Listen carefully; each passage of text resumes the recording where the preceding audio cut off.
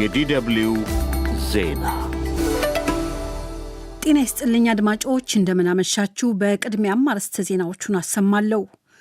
በሰባተኛው ሀገራዊ ምርጫ የተፈናቃዮች ልዩ የድምፅ አሰጣጥ ሂደት በአማራ ክልል ዛሬ ተከናወነ። ከኦሮሚያ ክልል ምስራቅና ምዕራብ ወለጋ እንዲሁም በቤኒሻንጉል ጉሙዝ ክልል በነበሩ የጸጥታ ችግሮች ምክንያት ተፈናቅለው በአማራ ክልል በመጠለያ ጣቢያ የሚገኙ ወደ 90 ሺህ ዜጎች ምርጫው ወደ ቤታቸው ይመልሰን ይሆን ሲሉ ጠይቀዋል። በኢትዮጵያ ፌዴራል መንግስትና በህወሓት መካከል ተባብሶ እንደቀጠለ የተገለጸውን ውጥረት በተመለከተ የፕሪቶሪያውን ግጭት በዘላቂነት የማቆም የሰላም ስምምነት በዋነኛነት ከመራው የአፍሪካ ህብረት በኩል እስካሁን የወጣ መግለጫ የለም። ኦባሳንጆ የፕሪቶሪያው ግጭት በዘላቂነት የማቆም የሰላም ስምምነት ሲፈረም የአፍሪካ ህብረትን በመወከል ዋነኛ አደራዳሪ ነበሩ። የዓለም ዋንጫ ጨዋታን ለመምራት ለሀገሩ የመጀመሪያ ለመሆን የተዘጋጀው ሶማሊያዊው ዳኛ ወደ አሜሪካ እንዳይገባ ተከለከለ። ባለፈው የፈረንጆቹ 2025 ዓመት የአፍሪቃ ምርጡ የእግር ኳስ ዳኛ የሚል ስያሜን አግኝቶ ነበር። ዜናው በዝርዝር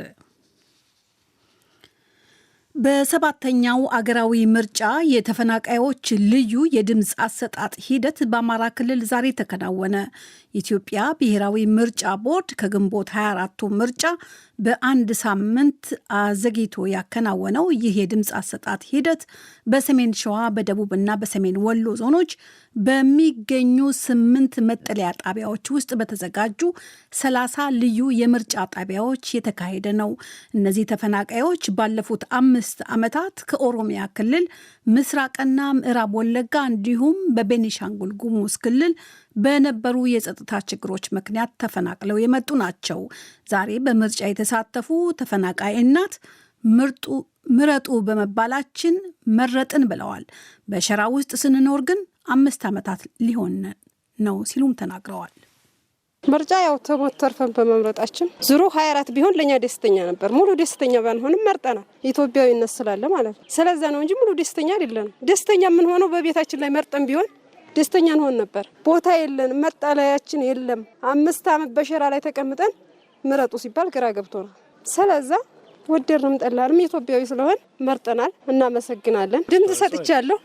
ብቻ እንደው ቢያንስ የኛን እንባ እንኳን ቢያብስ የሚያለቅሰውን ሰው እንባ ቢያብስ የሚል ተስፋ አለን። በአማራ ክልል ሰሜን ሸዋ ደብረ ብርሃን ከተማ በሚገኙ የቻይና የወይን እሸትና ባቄሎ መጠለያ ጣቢያ በሚገኙ 21 የምርጫ ጣቢያዎች ዛሬ ከማለዳው ጀምሮ ድምፅ ተሰጥቷል።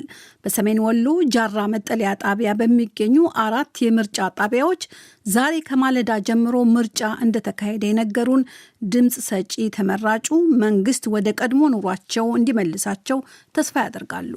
የመረጥኩት እኔ በሰላም ወደ ሀገሬ ተመልሼ ራሴን ችዬ አርሼ ልጆቼን የማሳድግበት በሰላም የምኖርበትን አጋጣሚ ሀገር ኢትዮጵያ ሰላም የምትሆንበትን መንገድ ፍለጋ ነው ምርጫ ያካሄድኩትና ያንን ነው ፈልገኝ ነው።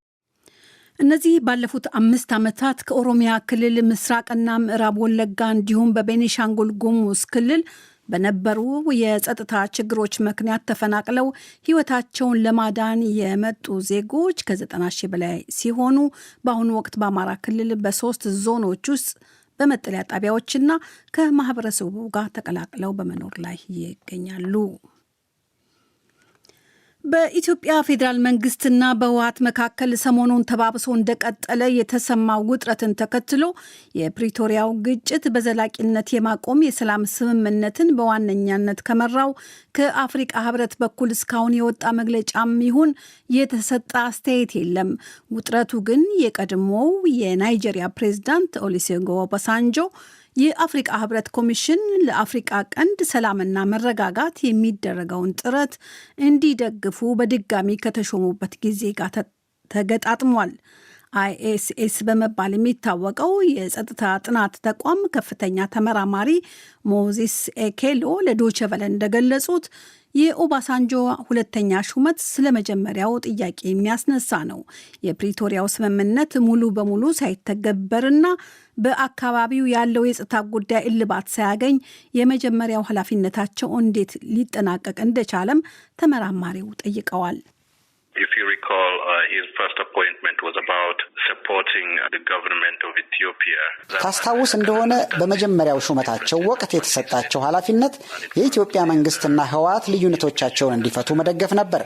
እንደሚገባኝ ከሆነ እነዚያ ልዩነቶች ቀጥለዋል። ሌላ ዙር ግጭት ሊነሳ እንደሚችል ምልክቶች አሉ እና ጥያቄው የሚሆነው የኦባሳንጆ የመጀመሪያ ስራ የተጠናቀቀው መቼ ነው? ሁለተኛው ሹመታቸው እየተጀመረ ያለውስ መቼ ነው የሚል ነው። በመጀመሪያ ኃላፊነታቸው ወቅት ያልተጠናቀቀ ስራ በመኖሩ ይሄ ደግሞ በመጀመሪያው ኃላፊነታቸው ምን ያህል ውጤታማ ነበሩ፣ በዚህኛው ዙር ኃላፊነታቸውስ ምን ያህል ውጤታማ ይሆናሉ የሚል ጥያቄ ያስነሳል። በዶይቼ ቬለ በህወሓትና በኢትዮጵያ ፌዴራል መንግስት መካከል የቀጠለውን ውጥረት በተመለከተ ለአፍሪካ ህብረት ኮሚሽን ሊቀመንበር ለመሐመድ አሊ ዩሱፍ ቃል አቀባይ እንዲሁም ለህብረቱ የሰላም ጸጥታ ኮሚሽነር ጽህፈት ቤት በኢሜይልና በስልክ ጭምር ያቀረበው ጥያቄ እስካሁን ምላሽ አላገኘም። የዶይቼ ቬለ የአፍሪካ ጉዳይ ዘጋቢ በዜና መጽሔት ጥንቅሩ ዝርዝሩን ያቀርብልናል። አድማጮች በመከታተል ላይ ያላችሁት ከዶይቼ ቬለ በቀጥታ የሚሰራጨውን የምሽቱን የዓለም ዋና ዋና ዜና ነው። የዓለም ጤና ድርጅት ዋና ዳይሬክተር ዩጋንዳ በጎረቤት ዲሞክራቲክ ሪፐብሊክ ኮንጎ ለተከሰተው የኢቦላ ወረርሽኝ የጥንቃቄ ምላሽ መስጠቷን አመሰገኑ። ዋና ዳይሬክተር ዶክተር ቴዎድሮስ አድሃኖም ባለፈው ሳምንት ዲሞክራቲክ ሪፐብሊክ ኮንጎ ኢቱሪ ግዛት የተከሰተውን የኢቦላ ወረርሽኝ ሁኔታ ቦታው ላይ ተገኝተው ከገመገሙ በኋላ ትናንት ሰኞ ዩጋንዳን ጎብኝተዋል። የዓለሙ ጤና ድርጅት ባለፈው ግንቦት 7 ቀን የኢቦላ ወረርሽኝ መከሰቱን ካወጀ በኋላ የዩጋንዳ ጎረቤት በሆነችው በዲሞክራቲክ ኮንጎ ከ500 በላይ የተረጋገጠ የኢቦላ ተጠቂዎች መመዝገባቸውን ይፋ አድርጓል። ድርጅቱ ወረርሽኙ ድንበር ዘለል የመስፋፋት አደጋ የተጋረጠበት ሲል ለሕዝብ ጤና ድንገተኛ አደጋ መሆኑንም አውጇል። ዶክተር ቴዎድሮስ አድሃኖም የዩጋንዳ ባለስልጣናት ድንበር አቋርጠው የገቡትን አነስተኛ ቁጥር ያላቸውን ግለሰቦች በማቆያ ውስጥ ለብቻ እንዲቀመጡ ማድረጓን አወድሰዋል። የመንግስት ምላሽ ፈጣንና አቅም ያለው መሆኑን የገለጹት ቴዎድሮስ ጠንካራ ክትትልና ፈጣን እርምጃዎችን አጉልቶ ያሳየ እርምጃ ሲሉ የዩጋንዳን ምላሽ አወድሰዋል። የዓለም ዋንጫ ጨዋታን ለመምራት ለአገሩ የመጀመሪያው ለመሆን የተዘጋጀው ሶማሊያዊ ዳኛ ወደ አሜሪካ እንዳይገባ ተከለከለ። በጎርጎሮሳውያኑ 2025 የአፍሪቃ ምርጥ የእግር ኳስ ዳኛ በመባል የተሰየመው ሶማሊያዊ ኦማር አርታን በዓለም ዋንጫ ለመሳተፍ ባለፈው ቅዳሜ ወደ ዩናይትድ ስቴትስ ተጉዞ ማያሚ ዓለም አቀፍ አውሮፕላን ጣቢያ እንደደረሰ ለበረራ ወደ ተነሳበት ወደ ኢስታንቡል ቱርክ እንዲመለስ መደረጉን የፈረንሳይ ዜና አገልግሎት አዣንስ ፍራንስ ፕረስ ዘግቧል።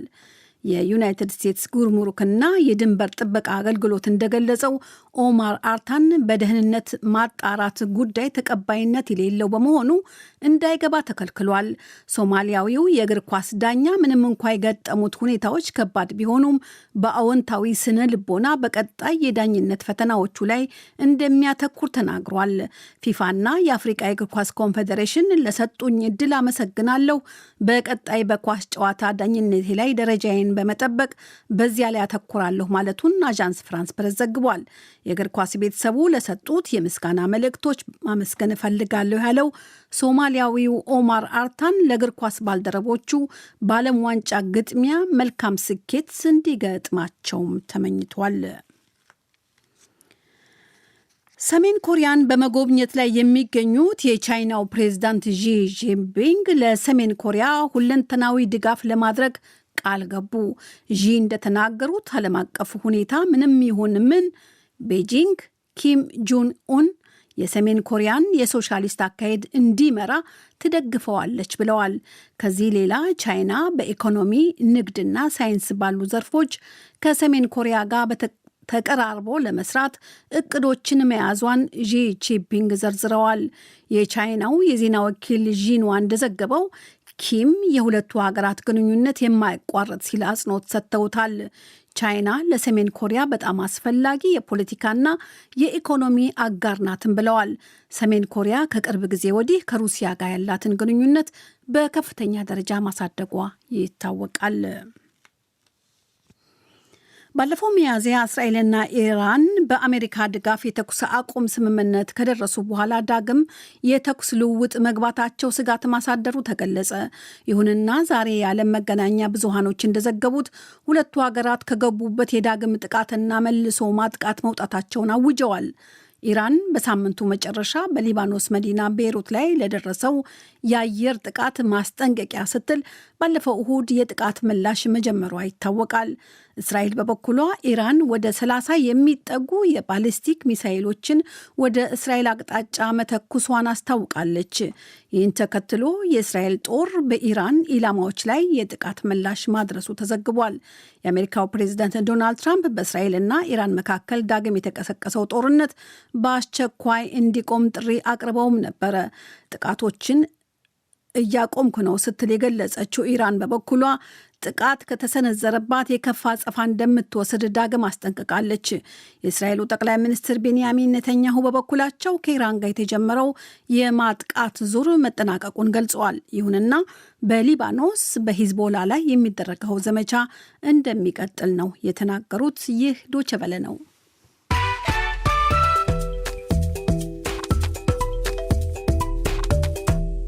ከዶቼ ቬለ ምሽቱን የዓለም ዋና ዋና ዜናዎች ለማብቃት ርዕሰ ዜናዎቹን በድጋሚ እንሆ።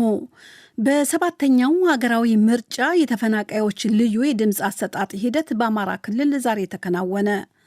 በኢትዮጵያ ፌዴራል መንግስትና በህወሓት መካከል ተባብሶ እንደቀጠለ የተገለጸውን ውጥረት በተመለከተ የፕሪቶሪያውን ግጭት በዘላቂነት የማቆም የሰላም ስምምነት በዋነኛነት ከመራው የአፍሪቃ ህብረት በኩል እስካሁን የወጣ መግለጫ የሚሆን የተሰጠ አስተያየት የለም። የዓለም ዋንጫ ጨዋታን ለመምራት ለአገሩ የመጀመሪያ ለመሆን የተዘጋጀው ሶማሊያዊው ዳኛ ወደ አሜሪካ እንዳይገባ ተከለከለ። ባለፈው የፈረንጆቹ 2025 ዓመት የአፍሪቃ ምርጡ የእግር ኳስ ዳኛ የሚል ስያሜን አግኝቶ ነበር። ዜናው አበቃ። የዓለም ዜና አዜብ ታደሰነች አሰማችን።